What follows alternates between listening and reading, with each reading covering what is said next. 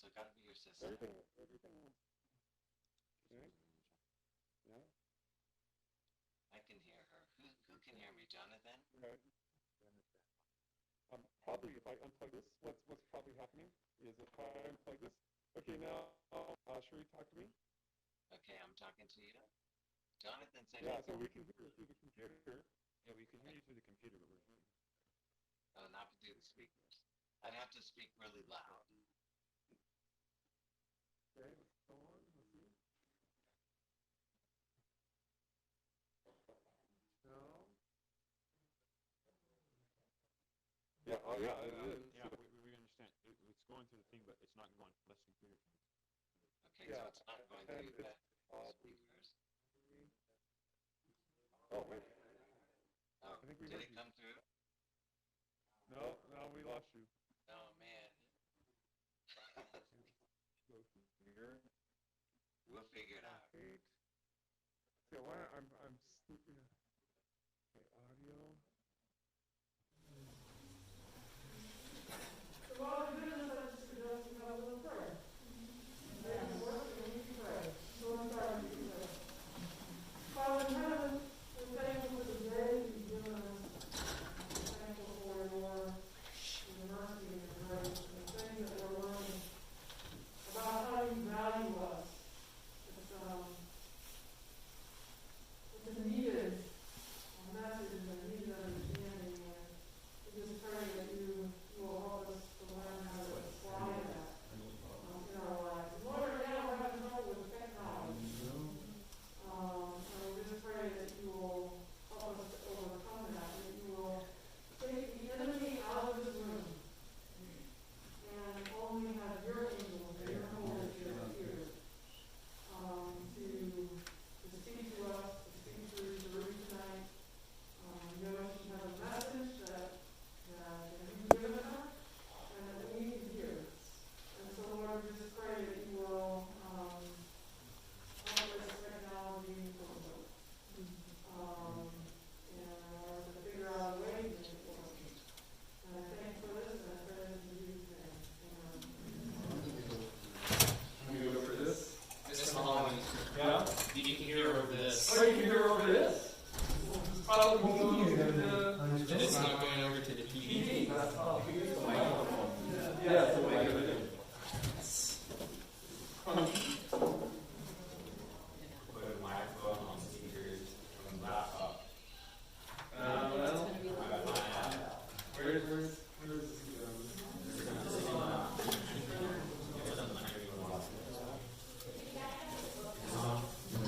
There we go.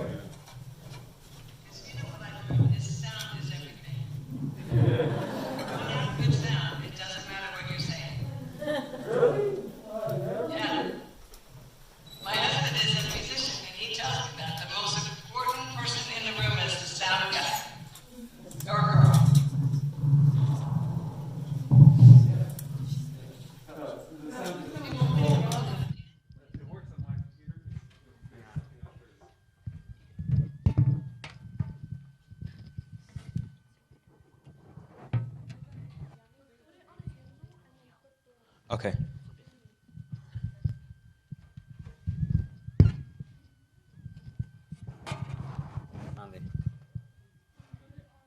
Yeah, see like this. Oh. Got it?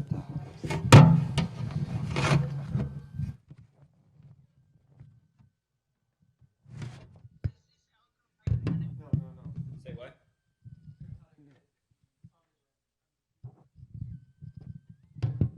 Go for it, Cheri. Okay, I'm going to talk and see if you can hear me at all. If you can't, it's got to be good, else it'll be irritating. I mean, for people that are listening. Oh, So I'm So I'm going to going to go go and I'm going to keep talking. I'm going to talk about, my day. Some kids came over today and we made cinnamon rolls. It was terrible because we ate them and now I'm a little bit sick. So, but we ate a ton of them, so. And they turned out really good. Okay, we're decent. Okay, are you decent? We're decent. Not great, but decent. Can everybody hear? What? Even back in the back? Nathaniel, it's unidirectional, so if we lay it down, it's got to be pointed actually at the Okay, you know what? So anybody that cannot hear, you have to move up, right? So you move up and it will sound better. And the guys in the front row, does it sound okay?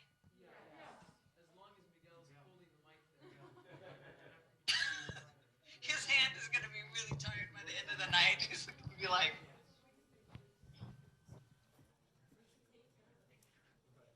Okay, and so this will be a short presentation too, so it'll be okay.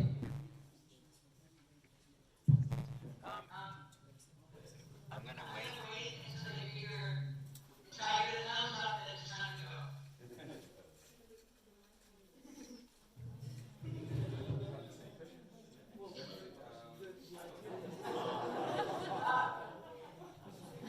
Is that the guy with authority in the t-shirt back there? Because he said thumbs up.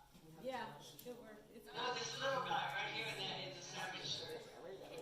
He gave me thumbs up. Okay,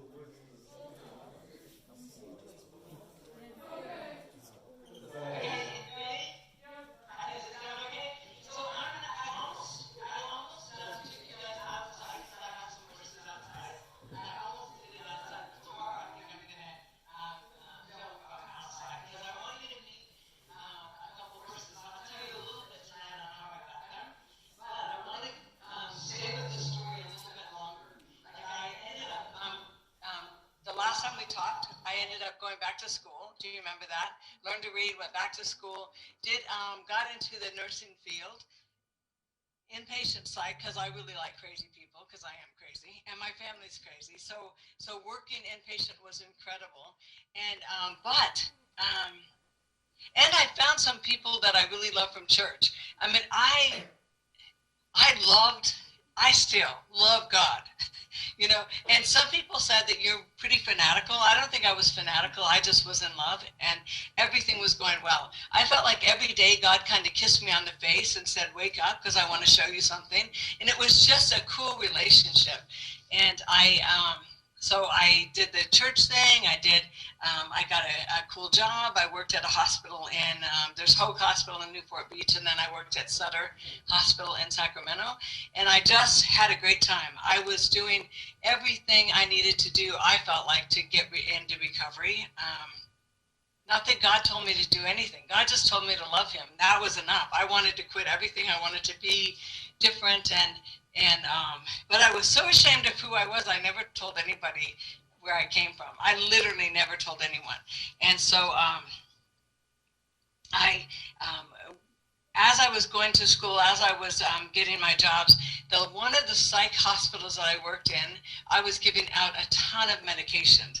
I mean, the people came in and everybody was on a lot of medications.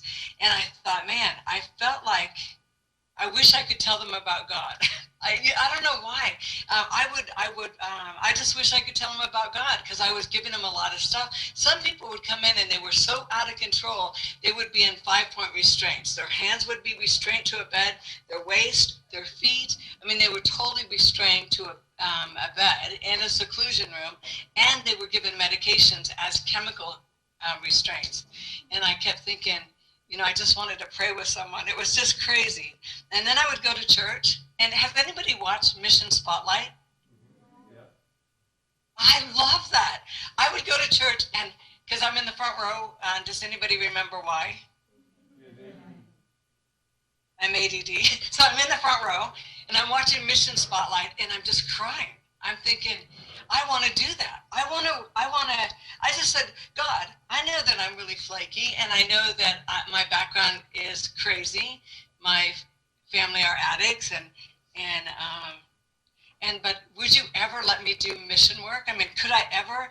And I would talk to God, but I would watch Mission Spotlight and I would cry. I think I want to do that someday.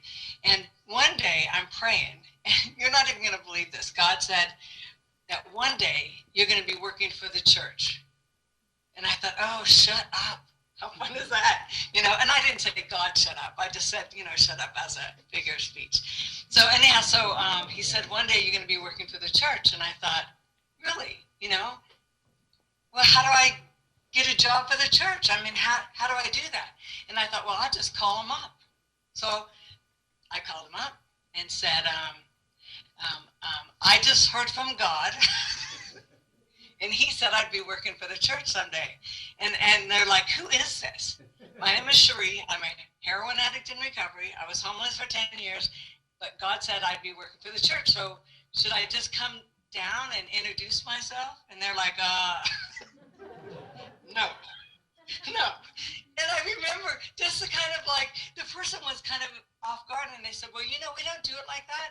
Why don't you call the conference office? And I thought, what is that? You know what? You know, just raise your hand if you know what the conference office is. I had no idea, right? So I thought I have no idea. So but I learned, and I called the conference office and I said, my name is Cheri, and God said I'd be working for the church someday. And they're like, who is this? My name is Cheri. I'm a heroin addict in recovery. Was homeless for 10 years. And I'm so excited. I met God, and I'd like to work for the church. And they're like, well, we don't do it that way. You might want to call the union office. And I thought, I don't even know what that is. And so then I learned after a while that a heroin addict in recovery may not get a job for the church. And God just kept saying it. And I thought, God, you keep saying that. And I know it's true. But so now I'm working in the hospital still, and I'm thinking that one day I'll be working for the church. I don't know how, but I'll be working for the church. And I went to work one day, and there was a girl that was so suicidal that she would break light bulbs and eat them. Just eat them. And so now she's got glass that she's trying to swallow. She would take her head, she would literally come to a table and get to the corner of the table and take her head and just slam it into the corner of the table. You could feel her forehead and it felt like mush. Like it didn't even feel like there was really bone there anymore. She would try to kill herself, hang herself. So you always had to make sure. Like this right here, I have a little key on a rope. But if she found that, she would try to kill herself with it. I mean, it didn't matter what it was that she kept trying to kill herself. So she got on chemical restraints. That means medications that are going to calm her down, right? And then she still kept trying to kill herself. So she got on 5-point restraints. That means she's chained up, she's tied up, hands tied up, waist tied up, and feet tied up. And she was still trying to kill herself. So she was on a 1-to-1 staffing, chemical restraints, and physical restraints. So that meant somebody had to be within arm's distance of her at all times. So she couldn't, that person had to be so close that if she did anything, they could intervene right away. So I was her nurse. One of the student nurses was her 1-to-1 staff. And I went to get her medications. And I walked in the nursing station and I was setting up her medications. And I walked back into the restraint room and she was not there. I couldn't believe it. I walked in. The student nurse was sitting there just smiling. And I thought, what are you doing? Where is the patient, right? And she said, she had to go to the bathroom. And I thought, what? You let her up to go to the bathroom? And I didn't want to say anything mean, but I was thinking a lot of mean things. And I thought, so I'm now trying to get into the bathroom. There's a bathroom in the seclusion room, and it's not locked or anything because somebody would hurt themselves and they would lock themselves in. So it's not locked, but I couldn't push the door open. And I was doing everything to push the door open. And finally, with all my strength, I literally just banged the door. And I could feel her body on the other side, and I pushed the door open. And she had her legs wrapped around the toilet, right? She had her hand on the toilet seat, and she was trying to drown herself in the toilet.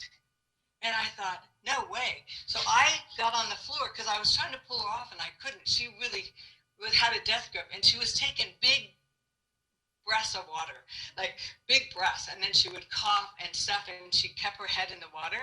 And so I put my legs underneath her, like around her, and against the toilet, and I put my arms underneath her arms, and I just pushed as much as I could against the toilet bowl, and I had her in my arms, and we went flying across the room. She was sobbing, soaking wet, because she was trying to drown herself. Toilet water went everywhere, and we were now laying on the floor. And I started crying, and she started crying. And I said, can I pray with you? And she said, please. And she was sobbing. And I didn't even know what I prayed. But I just prayed. Like, I thought to myself, God, you've got to help her. Nothing is helping her. I don't know what happened in her life that she is this desperate or this sad, but please help her. And so after we cried for a while and prayed for a while, then they said, oh, we're going to put her back in restraints. And so they put her back in restraints. Her one-to-one staffing is there, and I am getting more medication. But my nurse, my head nurse, called me in her office, my supervisor, and she said, Cheri, if you ever pray for a patient again, you will get fired. And I thought, are you kidding me? I can give them as much medications as they can take without killing them. I can put them in restraints. I can do all this, but I can't pray with them. Everything in me felt like that. There's something really wrong with that. And so I started praying, God, you got to get me out of here. I can't have my whole life changed. My whole life, I went from being, on the way you guys say it, from trash. I went from being nothing, right? I went from being not loved to I want to wake up every day. My life is so amazingly good. And yet I can't pray with somebody, and I can't tell somebody that the reason my life is so amazingly good is God is real. Sometimes, you know what, I couldn't read when I first came to the church, so you know what God did? He told me jokes. I love that. So some people say God doesn't tell jokes. He absolutely tells jokes. And so even when you can't, like, I wasn't a very good reader, so I couldn't learn that way. I had to learn by people saying something to me, or by a song saying something to me. There's a song, it's a really old song. It's called Save the Last Dance for Me. And when I heard it one time, and God said, I want you to save the last dance for me, because I'm taking you home. And the song says, because I'm taking you home. And so he would do that with music. He would do that with all kinds of stuff. And so I wanted to tell somebody that there's a God real enough that even if you don't know the Bible, even if you have no Christians in your life at all, which I did not, God gets through to you. He'll find a way to get through to you. But I couldn't do that because they would fire me. So somebody had asked me if I would tell a little bit of my story at my church, right? And, oh, wait. I got to tell you this part because it's such a cool part. So I worked really hard in recovery when I was working. I worked in hospitals for 15 years. That's a long time. And I was working really hard every day at trying to figure out how to act right and be right. And I had to try to be normal. Like, raise your hand if you're normal. I wasn't either. So it's like I tried to, how do I be normal? How do I be like everyone else when I didn't even know what normal was? Like, I had no idea how to talk to people. I had no idea. I was socially underdeveloped. I just had no idea. So I was trying to be normal, and I was trying to do the right thing, and I did a lot of recovery work. And one day my girlfriend comes over and she says, Cheri, what do you do for fun? And I thought, well, I'm alive. I think that's kind of fun. To a concert. And she said, wear whatever you want. Wear a gown if you want. Or wear jeans if you want. A lot of times people don't even care. And I thought, really, I could wear whatever I want? And she said, yeah. And what do you think I would wear?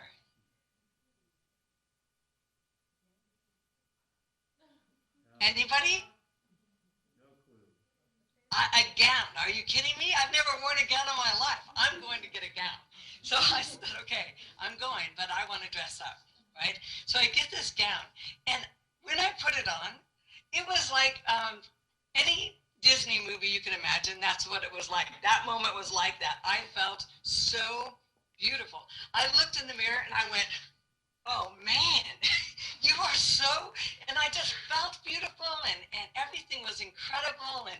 And she said, the one thing about going to a classical concert, she said, you can't be late, because they don't let you just come in. Like if you went to a rock concert, you can come in anytime.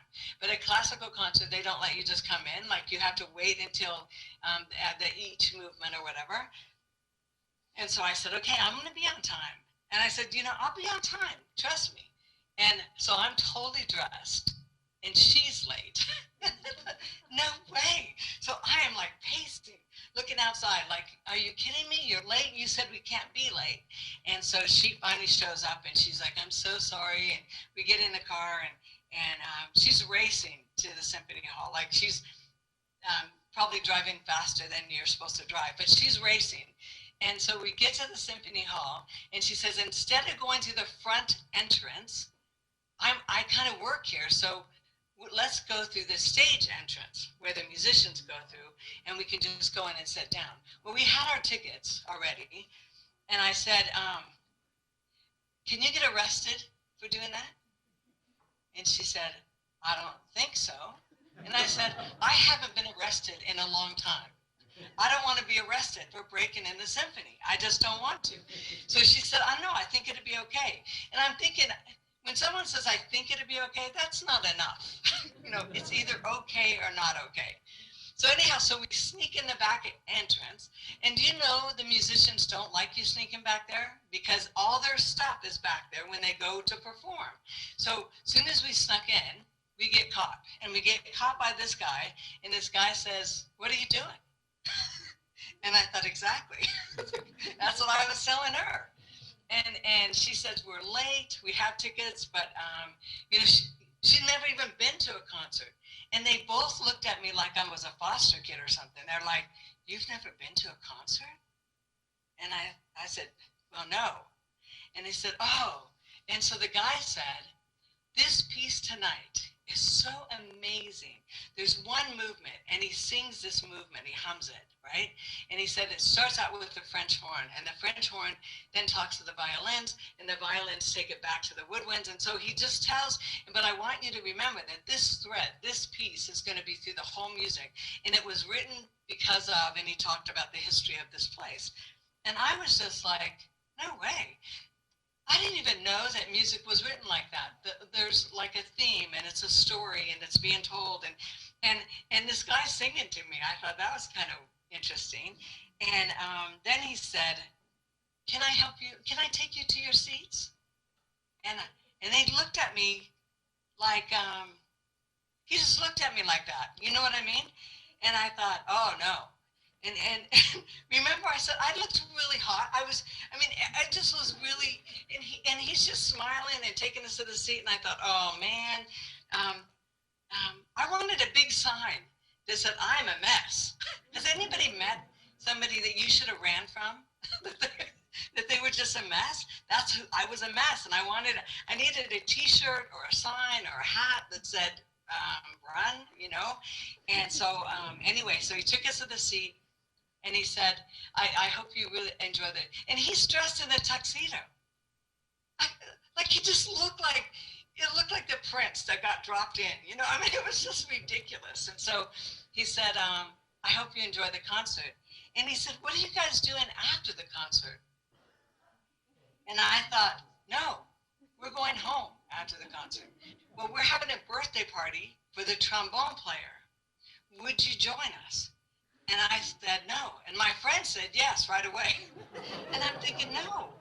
And so we end up, the concert was the most beautiful thing I'd ever heard. I'd never heard classical music. I'd never heard anyone, I just had never heard anything so beautiful. And I just sat there the whole time. The Symphony Hall was gorgeous, right? And everybody was dressed nice and music was nice. And I couldn't even breathe. It was so beautiful. And afterwards, Debbie said, let's just go over to the Hyatt Regency because the musicians are going to go over there for this birthday party now. And so we go over there and the musicians now are sitting in with a jazz band. So they went from classical music now to jazz. And so not all of them, but some of them are also jazz players. And so we came in and sat down and all of a sudden I heard this trumpet player and he had walked up and he had And that's that same guy that set me down, right? And he had started playing the trumpet, and it was so amazing, but it was a different sound than the classical. He was doing these high C's, these incredible licks that was incredible. And I stopped and I looked up at him, and he gave me the eye and kind of smiled. And I thought, oh, stop. I am a basket case. you cannot give me the eye like that. And so then when he was done playing, he came over and he said, would you dance with me? And I said, no, no. And he's like, no. What do you mean no?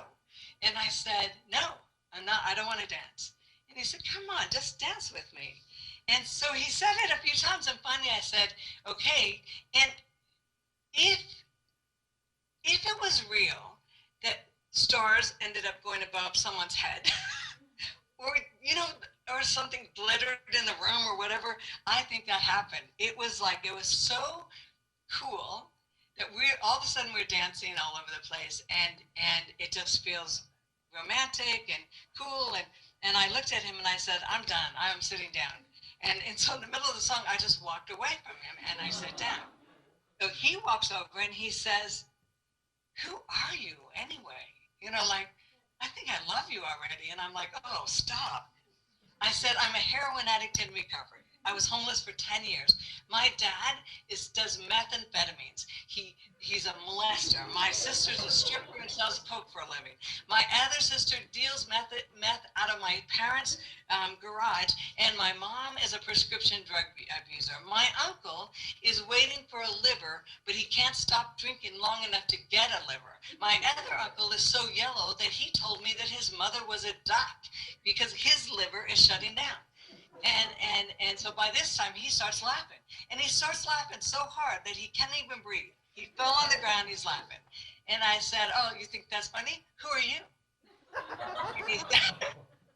He said, well, my father's an ambassador for the United States.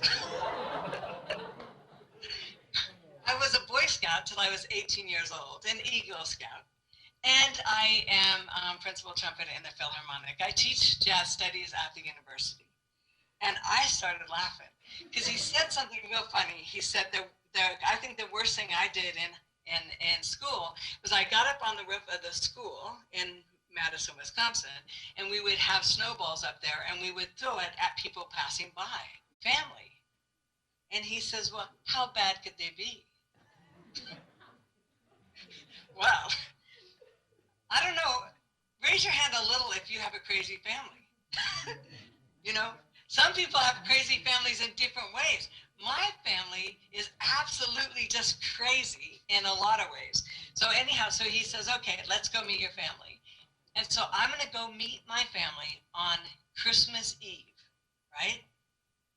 And we'll stay for Christmas Day and leave. Because I don't stay too long with my family because, they get high and then pretty soon they're kind of sloppy drunk or sloppy high, and it's just not fun if you're in recovery. So we go to my parents' house, and my parents' house is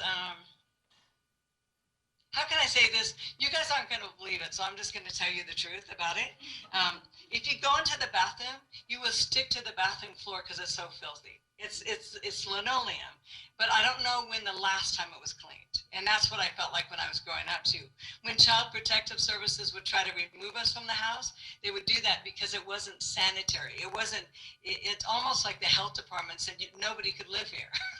But so Brad had never seen a house like that. If you go into the kitchen, there is grease all over the wall behind the stove. The cat food, instead of putting the cat food on the ground, my parents put it on the kitchen table, and that's where the cats eat, all 17 of them. And so they eat. It's filthy, and it's just the kitchen table is the cat food place. It's not a place where you eat. Everybody eats on trays in the living room, and everything's filthy. I mean, everything's filthy. So Brad, when we got there, I think he was a little bit shocked. But anyhow, so he couldn't really, like he said, I just can't go to the bathroom in that bathroom. And so he said, I'll just go to the gas station. And I thought, you're too good to go to the bathroom at my parents' house? And he said, hon, look at that bathroom. And so I looked at the bathroom for the first time, kind of through someone else's eyes. And I thought, no wonder you can't go to the bathroom. It is filthy. The bathroom sink busted when I was little, really little. And it was fixed about 13 years later, right? So we didn't brush our teeth, and we had one bathroom in our house. You didn't brush your teeth in the sink in the bathroom because it was busted. So you brush your teeth, if you brush your teeth, in the bathtub. And it just, everything was dirty. Everything is dirty. And so Brad just was shocked. But anyhow, so we get over there. He wakes up before I do for Christmas. And he goes out and he says, my dad, which really is my stepdad, was like, you want some of this? Smoking some weed at the kitchen table. And so Brad is like, is that legal? And at that point, it wasn't legal. But my dad thought, my stepdad thought, who is this guy? What do you mean? What a nerdy thing to say. Do you want some or not? And then he's just doing drugs and he's doing a lot of coke and Brad is like, no, I was just kind of looking for breakfast. And my dad's like, breakfast? It's a holiday. And so on holidays at our family, you just get really drunk. You get really high. Everybody brings the best kind of drugs that they have. It's not about Christ. It's not about Christmas. It's not about anything. It's about just getting high. So Brad is, by the time I got up, Brad and my stepdad are just not even hardly liking each other. My stepdad is 6'1", so fairly tall, at 100 and maybe 15 pounds. So could you imagine how skinny he is? Skinny. He's got cancer everywhere. He didn't know that at the time, but he's got cancer. He drinks, he smokes. He's just not in good health. And then, so Brad is glad that I got up, and he's just kind of making small talk. And my sister's there, and my brother-in-law. My brother-in-law smokes weed every day, and my sister's alcoholic and takes pills. And then my younger sister comes in. She's hysterical. My younger sister has all her teeth rotted out. You just got to imagine that, because she says methamphetamines. Does anybody know anybody that does meth? But all her teeth are rotted out. She has, she's really skinny, really, really skinny. She looks like a cancer patient or somebody you would see in a concentration camp. But she comes in and she's dressed really cute because it's Christmas, right? So she looks terrible, but she's got this really cute Christmas dress on. And we're in California, so it's warm. So it's a little tiny low Christmas dress. And she comes in and she's like, wow, are you Brad? You must be Brad. And she can't keep her body straight because meth does something to your nerves. And so she's like, Cheri told me all about you. Come here, give me a kiss, come on.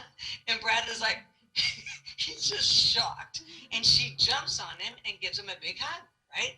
And I thought, oh, he's just shocked. He's in shock now. Her boyfriend comes in. Her boyfriend's a mess. They have crank sores. I don't know if you've ever seen those, but meth addicts or speed addicts, they pick a lot. And so she has these sores all over her face. And her teeth are rotted out. So, but anyhow, so Brad is looking at me. And when she jumped on him, he held her. And at one point you could see that he was wanting to cry. And he thought, she looks like she's going to die. I mean, she just looks that bad. And I think he wanted to say something to someone, like, and I thought, this is just normal at my house, right? And then my other sister comes, and she's my favorite sister. She's a stripper. She has a porn site on the internet, and she walks in like a stripper, like, hi, you must be Brad. I've heard all about you. And so she's kind of flirting with him. And I'm thinking, Cindy, don't flirt with him. And she just poses. And she doesn't just stop talking. She stops and she poses, And I'm like, oh, stop. And so anyhow, so she comes in and she's with her boyfriend. Her boyfriend looks like maybe the mafia. I mean, he is quiet. He has a brand new Bentley Rolls Royce kind of car. And it's paid for cash. She paid cash for it. He has a computer business but his business is actually selling Coke. So the computer business is just a front, and he's about 6, May, because it's Christmas time, right? So we all gather around the Christmas tree. And does anybody know who Norman Rockwell is? Does these really nice family pictures. This was not one of those pictures. It was crazy. So we're all around the Christmas tree. Brad is sitting there. My sister, the mathematic, is saying, I want you to open up my present first because I think you're really going to like this. It's good. Just open up mine first. And so I said, okay. So she gives me the present, and I open it, and it's beautiful. It's like some crystal, but beautiful, beautiful stuff. And I said, where did you get this? And she looked at me like, what? I said, I meant what store? It's beautiful. And she said, you think I stole it, don't you? No. I was just, and then pretty soon now she's offended because she thinks that I think she stole it. Well, I do think she stole it. And so she said, I didn't steal it. I got it from a storage unit. I said, was it your storage unit? No, I don't have a storage unit. And I thought, well, then you stole it. So now Brad is sitting there, and I'm looking at him, and I'm thinking, his dad's an ambassador for the United States. We've got drugs all over the place. Everybody's high. We've got stolen goods on our lap. And if something happens right now, it would not look good for his dad. And I thought, I'm so sorry. And I thought, you know what? I'll never see this guy again. And I don't blame him, because who would marry into that family? Who would do that? You do that, this is going to be your children's grandparents, or aunts and uncles. It's crazy. So a little while, everybody started getting more and more high, and we decided that it was time to leave. And so we left, and he didn't say a word to me for a long time. And I remember thinking, I think I'm going to be sad not to see him anymore, because I really did. I really liked him. It was so funny just to hang out. I was going to concerts all the time. He was playing for everybody. He was doing all the nutcrackers and the ballet stuff and the classical stuff. And it was just, it was fun. And on the way home, he's just quiet. And finally, he looked at me and he said, are you sure you weren't adopted? I said, I was not adopted. This is my family. And so at one, he just took a breath and he said, that's not who you are anymore, and I would like you to marry me. And I thought, no way. And the reason I tell you that is that it's so crazy when God says, not only can I bring you to a place where you step into health, but I know who you're going to marry, and I know what your family is going to look like, and all that kind of stuff. We were married. We ended up having a baby. And at the same time, I was praying to get out of this nursing hospital, because I couldn't believe that I couldn't pray with folks. I couldn't, and it was funny because Brad wasn't a Christian. He didn't become a Christian for years and years later. But anyhow, but I couldn't pray or anything. And so one day, somebody asked me if I would tell a little bit of my story in a church. And I said, man, I think if I ever tell the truth about my life, nobody's going to like me. And do you have anybody that's judgmental in your church? Anybody? I see some smiles. But and so I had people that I even liked, but they were very judgmental, right? And I thought, I'm going to tell my story, and they're gonna judge me, and I just can't do it. And the pastor said, why don't you go home and pray about it? And I thought, that's so cheesy. What do you mean, go pray about it? And he did the smile like this. And I thought, it's just cheesy. So I went home and I said, Brad, the pastor wants me to tell my story in front of the church.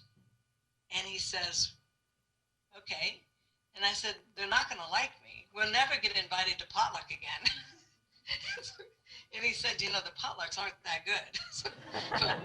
So Then he says, like, they're not going to like me. And he says, do you tell your story to be liked or because God wants you to? And I thought, you're not even a Christian. What do you know about anything? So I go in the bedroom and I just prayed and prayed and prayed. And I felt like God said, the reason you tell your story is because not a lot of people know that God is still doing incredible miracles, changing people's lives, being able to do things that the world says are not even possible. And he said, every time you tell your story, it vindicates God, right? It has nothing to do with me. I can't be any more saved. As messed up as I am, I'm on my way to heaven. It's so crazy to me. And God says, but the world doesn't know who God is. They still think God is out to get them or to judge them, or like somehow everything that you do bad, God takes a pencil and like, oh, bad, bad, bad, bad. God told me one time he doesn't have enough pencils to do that. We're a mess. He says, I love you. I'm just trying to get you home. And so if you tell your story, it tells the world that I'm God and I'm still telling the truth. I'm still able to do miracles. And so I called my pastor and I said, I want to tell the story. And he just smiled. I can feel the smile on the phone. He's like, okay. And so we set a time where I was going to tell the story, and I went in and told my testimony for the first time in front of a church. I was so scared because I thought, I know that God loves me beyond a doubt. But I didn't know that anybody else would. And so I'm getting ready to tell my story. And I see people even crying while they were listening. And afterwards, everybody in my little church just waited in the foyer. Because do you guys do the same thing where you have a speaker in and they have to go by the door and shake everybody's hand? That is so weird, you guys. but you know, you do it. So like they tell me you got to go by the door now, and I'm thinking, what do? Oh, just shake everybody's hand. I'm like, I don't want to. but anyhow, so I was doing that, and everybody hugged, and one woman even said that the family that you don't have, know that God is going to bring a family to you from your church, and then not be everybody, but you'll get a family here. And so then a guy came up and he said, I'm visiting from out of town, but I work at a publishing house in New York, and I would like to publish that story. And I said, no, my mother-in-law doesn't even know this story. They're an ambassador for the United States. She's a violinist for the Madison Symphony. They would die if they knew my story. I can't do it. And he said, you know, think about it, because I would really like to write that story up. And so, and then a few people further, another guy came up, and I was in Nampa, Idaho, and another guy came up and said, I work for Pacific Press, and I'd like to write that story.